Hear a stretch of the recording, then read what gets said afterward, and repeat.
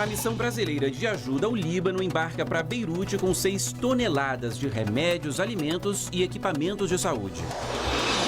Nós vamos explicar como vai ser feita a distribuição do lucro do FGTS aos trabalhadores e quais são as regras para sacar esse dinheiro.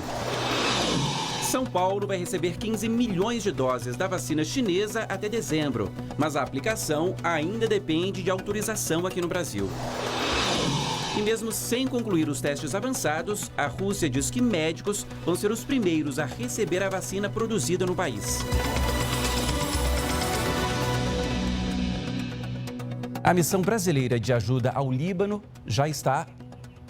Antes disso, melhor dizendo, o presidente Jair Bolsonaro reúne ministros e parlamentares no Palácio da Alvorada neste momento. E a gente vai direto para lá ouvir agora a fala do presidente.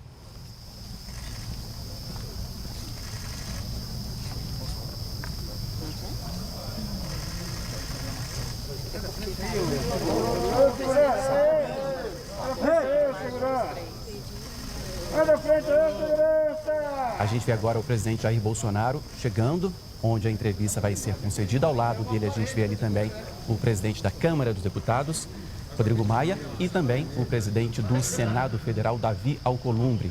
Atrás do presidente, a gente vê também ministros, parlamentares. Mais um ministro ali, eu vejo o ministro Guedes da Economia, o ministro Tarcísio da Infraestrutura.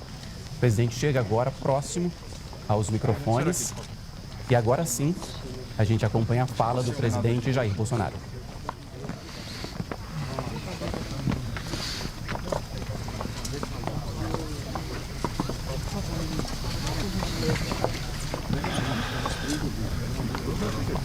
Bem, boa noite a todos.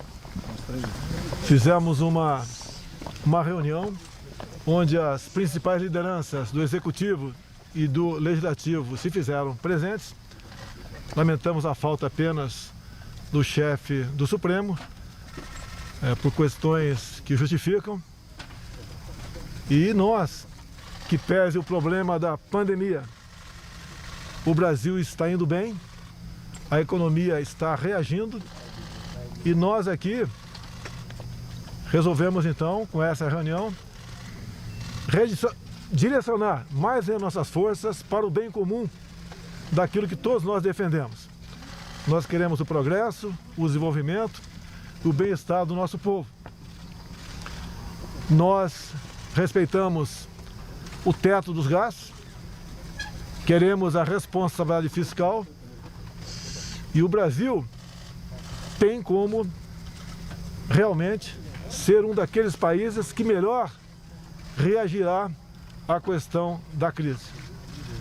Assuntos variados foram tratados, como privatizações, outras reformas, como a administrativa, e de modo que nós nos empenharemos, mesmo no ano eleitoral, juntos, para buscar soluções, destravar a nossa economia e colocar o Brasil no local que ele sempre mereceu estar. Então passo a palavra agora ao Rodrigo. Rodrigo. Bem, primeiro boa noite a todos, agradecer ao presidente pelo convite, ao presidente Bolsonaro, ao presidente Davi, aos ministros, aos líderes. Essa importante reunião onde todos nós reafirmamos o nosso compromisso com o teto de gastos, o nosso compromisso com a boa qualidade do gasto público. Então reafirmar esse tema é reafirmar o nosso compromisso com o futuro do nosso país. Então, dentro dessa realidade, como o presidente falou, nós temos ainda muito a fazer.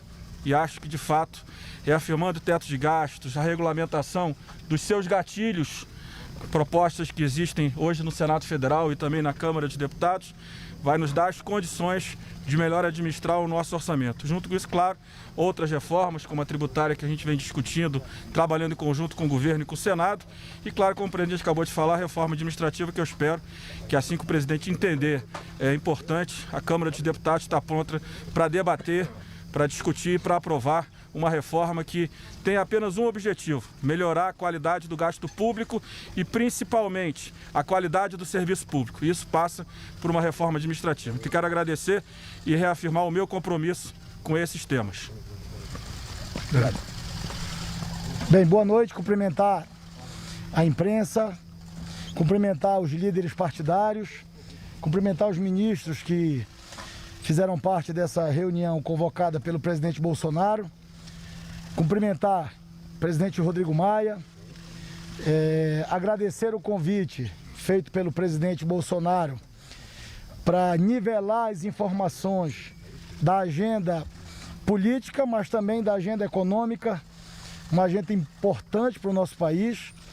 A gente vive uma quadra diferenciada, vivemos hoje no Brasil, assim como vive o mundo, uma pandemia que trarão consequências na vida dos brasileiros e, infelizmente, já ceifaram a vida de mais de 100 mil brasileiros. Mas o parlamento sempre esteve atento a toda essa movimentação, protegendo a saúde dos brasileiros, votando propostas importantes no parlamento para a solvência das empresas e, naturalmente, a manutenção dos empregos. Mas, de fato, a agenda e a reunião proposta pelo Poder Executivo, na figura do presidente Bolsonaro e do ministro Paulo Guedes, com o presidente da Câmara e com o presidente do Senado, é para nivelar as informações dessa agenda de responsabilidade fiscal. A gente tem uma emenda constitucional que foi construída a várias mãos no Parlamento brasileiro, limitando os gastos públicos, e concretamente nós precisamos formar esse convencimento na sociedade brasileira dessa agenda administrativa, da reforma administrativa e também do Pacto Federativo. São pautas que já estão no Parlamento brasileiro, algumas delas na Câmara dos Deputados e outras no Senado Federal. E esse nivelamento de informações e estratégias para a gente debater esses assuntos agora, no pós-pandemia, nessa retomada, é fundamental. Então eu registro que o Parlamento, o Congresso brasileiro, nunca faltou ao governo. A gente conseguiu avançar muito nesse 1 ano e meio à frente do Parlamento, do Senado, a Câmara com os seus congressistas, e dar as respostas que o governo, nas propostas encaminhadas ao Parlamento, esperava do Congresso Nacional. Eu tenho certeza que há essa compreensão da sociedade brasileira, dessa interação positiva do Parlamento com o Poder Executivo, e que as agendas do governo têm sido tratadas com muita responsabilidade. O Parlamento cumpre a sua obrigação, com certeza absoluta sabe o tamanho da sua responsabilidade, e hoje, nesse encontro, liderados pelo presidente da República, o chefe do Poder Executivo, com a participação de atores importantes, é a oportunidade que nós temos de nivelar as informações e de construirmos uma nova agenda na retomada da pandemia para o desenvolvimento do Brasil, sempre com responsabilidade fiscal, mas também com responsabilidade social para ajudar a melhorar a vida de milhões de brasileiros. Então eu agradeço essa oportunidade, mas reitero, presidente Bolsonaro, a equipe de governo, em nome de Vossa Excelência, que o Parlamento nunca faltou ao governo e não faltará. Estaremos de portas abertas para debater e construir as saídas para o Brasil e para os brasileiros. Muito obrigado e boa noite. Ok? Davi. Parabéns.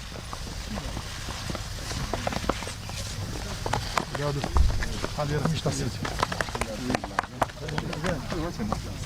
Paulo.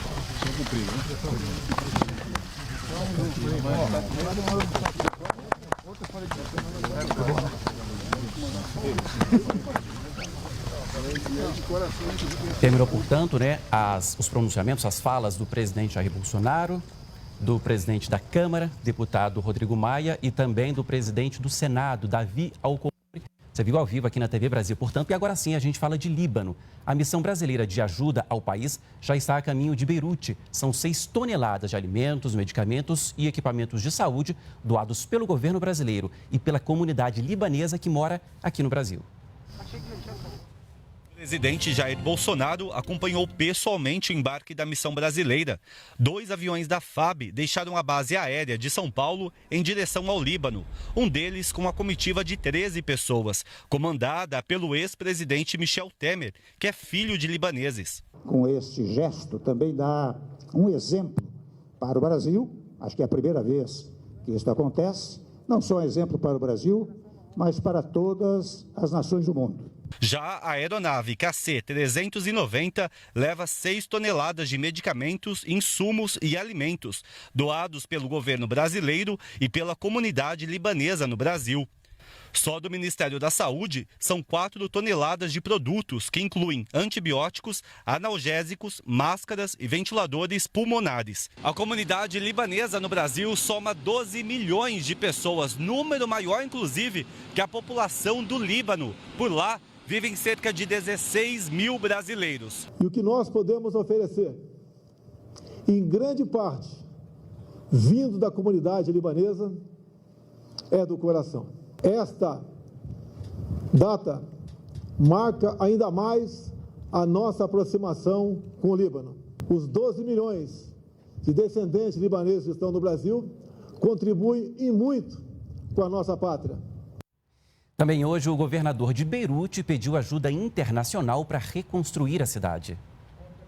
Marwan Aboud diz que Beirute precisa de ajuda do mundo para se reerguer do que classificou como a pior explosão da história moderna. Segundo o governador, metade das casas da cidade foi destruída ou danificada.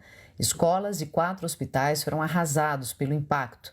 Pelo menos 170 pessoas morreram, 6 mil ficaram feridas. Aboud afirmou ainda que 300 mil pessoas estão desalojadas e que não podem voltar para casa tão cedo.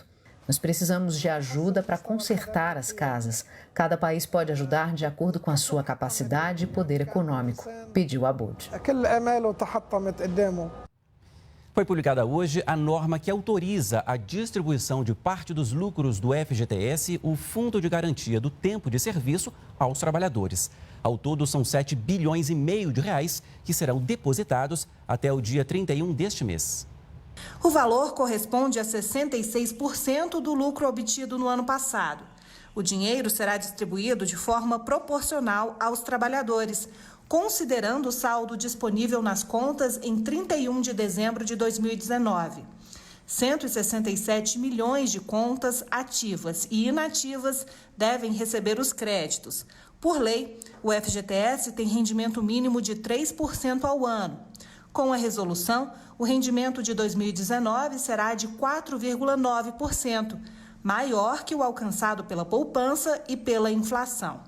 Assim, um trabalhador que tinha R$1.000 na conta do FGTS no dia 31 de dezembro do ano passado, receberá um depósito de R$ 49. Para sacar todo o dinheiro, é preciso estar dentro das regras previstas em lei. Trabalhadores demitidos sem justa causa, que terminaram o contrato por prazo determinado, em caso de aposentadoria ou para comprar moradia própria. Durante a pandemia, o governo autorizou o saque extraordinário de até R$ 1.045. Há ainda a opção do saque aniversário, que permite retiradas de dinheiro todos os anos. Vai ser possível consultar o valor do crédito a partir do dia 31 deste mês pelo aplicativo FGTS ou pelo site fgts.caixa.gov.br. O Banco Central aprovou hoje as regras do Pix, uma ferramenta de pagamento instantâneo que começa a funcionar no dia 16 de novembro. Com o Pix, vai ser possível fazer transferências de dinheiro e pagamentos em até 10 segundos entre pessoas, empresas e governos a qualquer hora do dia, inclusive nos finais de semana e feriados. O BC tem enorme confiança na extrema competência das instituições financeiras e instituições de pagamento no Brasil, que já entregaram enorme valor com sistemas sofisticadíssimos para os consumidores e para os lojistas, para os recebedores, para as empresas de modo geral. A Comissão Mista do Congresso Nacional, que discute a reforma tributária, ouviu hoje secretários de Fazenda das 5 regiões do país e o presidente do Comitê Nacional dos Secretários de Fazenda. E um ponto em comum no debate foi não aumentar a carga tributária. Por causa da pandemia do novo coronavírus, a audiência foi online. Nela, o presidente do Comitê Nacional de Secretários de Fazenda, Rafael Fonteles, apresentou uma sugestão de reforma tributária com base nas 2 propostas de emenda à Constituição que já estão em análise pela Comissão Mista. A gente não acha que é possível melhorar de fato o sistema tributário se não envolver todos os tributos sobre consumo de uma só vez. A proposta do Concefaz prevê a substituição de 5 tributos por um único, o IBS, o Imposto sobre Bens e Serviços. Também defende o fim da guerra fiscal, a permanência da Zona Franca de Manaus e o não aumento da carga tributária. Sobre o não aumento de impostos, o relator da comissão, deputado Aguinaldo Ribeiro, afirmou que esse é um ponto comum no debate. Ele também disse estar de acordo com o que foi defendido pelos secretários de Fazenda na reunião, a realização de uma ampla reforma. Eu tenho defendido publicamente que seja uma reforma ampla. Se faz necessário, sim, que nós enfrentemos os principais problemas na tributação sobre o consumo. E não dá para tratar na tributação sobre o consumo sem enfrentar a legislação e a complexidade do ICMS, que traz profundas distorções ao nosso sistema tributário. O presidente Jair Bolsonaro passou por exames hoje. Segundo o boletim divulgado pelo Hospital Vila Nova Star, Bolsonaro foi avaliado por uma equipe multiprofissional. Está assintomático, com exames laboratoriais e de imagem normais, o que significa que o presidente está liberado para manter as atividades habituais, a rotina dele. O chefe da equipe médica é o cirurgião que operou Bolsonaro quando o presidente levou uma facada em setembro de 2018, ainda durante a campanha presidencial. O governo de São Paulo estuda pedir à Anvisa, a Agência Nacional de Vigilância Sanitária, a liberação emergencial da vacina chinesa Coronavac, se os testes mostrarem eficácia. A vacina está na 3ª fase de testes aqui no Brasil. E quem traz os detalhes ao vivo para a gente é a repórter Anne Zanetti. Oi, Anne, boa noite para você. Olá, Paulo. Boa noite a você e a todos. A notícia foi dada depois que o governo confirmou a chegada de 15 milhões de vacinas a partir de outubro, em 3 lotes iguais, até o mês de dezembro. A Coronavac tem mais 2 meses de testagem. E, em paralelo, como a gente já adiantou, inclusive aqui no RBN, o Instituto Butantan trabalha na construção da fábrica que vai produzir essa vacina. Se confirmada a eficácia e se a Anvisa autorizar, o governo pretende antecipar a vacinação pública prevista para o ano que vem, agora para o mês de outubro. Veja o que disse o secretário de Saúde. Se ela produzir anticorpos e esses anticorpos se mantiverem por um período prolongado, e quando nós dissemos por uma questão da pandemia, se eles se mantiverem altos e mantidos nos próximos 3 meses, aí sim nós teremos a possibilidade de pedir de forma emergencial para a Anvisa para que haja, então, a possibilidade de nós utilizarmos na população. Bem, e hoje o governador João Dória, de 62 anos, testou positivo para a Covid. Ele está assintomático e cumpre o isolamento social em casa, assim como os colaboradores mais diretos que tiveram aí contato com o governador. Até agora, São Paulo tem mais de 655 mil casos confirmados da doença. 25.869 pessoas morreram e mais de 453 mil se recuperaram. Voltamos ao estúdio, Paulo. Obrigado, Anne. E o Ministério da Saúde divulgou há pouco um balanço da pandemia no Brasil. O número de mortes subiu em 8 estados, caiu em 12 e ficou estável em outros 6 estados e no Distrito Federal. Também ao vivo, a repórter Mariana Jungon traz mais informações para a gente. Oi, Mariana, boa noite.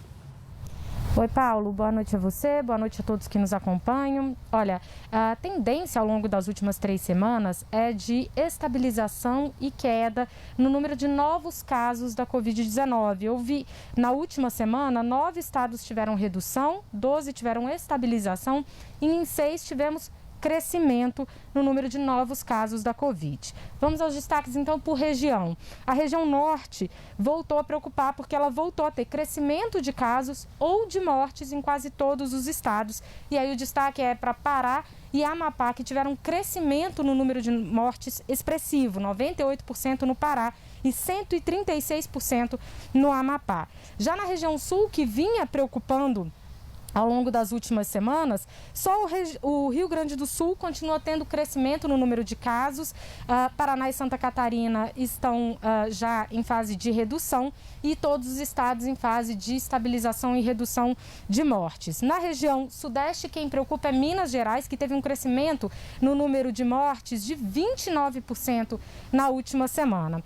Bom, nas regiões Nordeste e Centro-Oeste, a situação é de estabilização, tanto no número de casos quanto no número de mortes. Já no Rio de Janeiro, a expectativa era que hoje alguns hospitais de campanha começassem a ser desativados, mas eles vão continuar em funcionamento. E quem traz as informações sobre isso para a gente é a Flávia Grossi. Oi, Flávia, boa noite. Exatamente, Mariana. Boa noite para você, uma ótima noite para todos. O governo do estado não conseguiu derrubar essa liminar da justiça e os 2 hospitais de campanha que ainda estavam funcionando e que o estado queria fechar vão ter que continuar com as portas abertas. É o Hospital do Maracanã e o de São Gonçalo, na região metropolitana. O governo do Rio disse que respeita essa liminar e que vai manter 15 profissionais de saúde por turno em cada uma das 2 unidades. Só que os funcionários que trabalham nesses locais estão reclamando aí de atraso no pagamento dos salários. A Secretaria Estadual de Saúde disse que já depositou esse dinheiro em juízo e que a situação vai ser regularizada até o final desta semana. A gente atualiza agora os dados do coronavírus no Rio de Janeiro. Até agora são mais de 185 mil casos confirmados, 14.295 mortes e mais de 165 mil recuperados. Paulo. Obrigado, Flávia. No Brasil todo, segundo o conselho que reúne os secretários estaduais de saúde, 104.201 pessoas morreram por causa da Covid-19. Até agora está aqui o número exato, 1.175 pessoas só nas últimas 24 horas. Além disso, são 3.164.785 casos confirmados até aqui, 55.155 nas últimas 24 horas. Em contrapartida, segundo o Ministério da Saúde, 2.309.477 pessoas que tiveram a doença se recuperaram. Bom, o governo da Rússia disse hoje quem serão os primeiros a tomar a vacina aprovada no país contra o novo coronavírus. Cercada de polêmicas, a vacina é alvo de críticas em relação à segurança. As primeiras doses da vacina devem ficar prontas em 2 semanas e serão aplicadas em médicos. A expectativa da Rússia é ter capacidade para produzir 5 milhões de doses por mês entre dezembro e janeiro. Hoje, o ministro da Saúde do país disse que as preocupações sobre a eficácia do produto são infundadas. Mikhail Murashko afirmou que há conhecimento científico suficiente para produzir o medicamento e, por isso, estão dando andamento ao produto. Apesar de o governo russo ter aprovado a vacina, ela não entrou na fase mais avançada de testes e apenas 10% dos ensaios clínicos tiveram sucesso. A Associação de Organizações de Ensaios Clínicos chegou a pedir para o Ministério da Saúde russo adiar a aprovação da vacina até que os testes fossem concluídos. Svetlana Zavidova, gerente executiva da associação, criticou. Parece que as pessoas que tomaram a decisão não entendem como é difícil criar um novo produto em um curto espaço de tempo. No mundo todo, o número de fraudes pela internet disparou com a pandemia. Veja agora o que fazer para não cair num desses golpes. A reportagem é da TV Ceará, afiliada da TV Brasil. No período de isolamento social, foi no mundo virtual que muita gente se refugiou. Em 2020, os números de crimes cibernéticos dispararam. A pandemia da Covid-19, ela promoveu muita inclusão digital. Pessoas que não utilizavam serviços na internet passaram a utilizar e pessoas que já utilizavam expandiram muito o seu uso. Muitas vezes as pessoas não têm muita familiaridade com regras de segurança ou mesmo com as ferramentas que estão utilizando, e isso despertou nos fraudadores uma oportunidade de aumentar a quantidade de golpes, e isso a gente tem verificado bastante. De janeiro a abril deste ano, a Interpol detectou mais de 1.600.000 conteúdos fraudulentos na internet a respeito da Covid-19.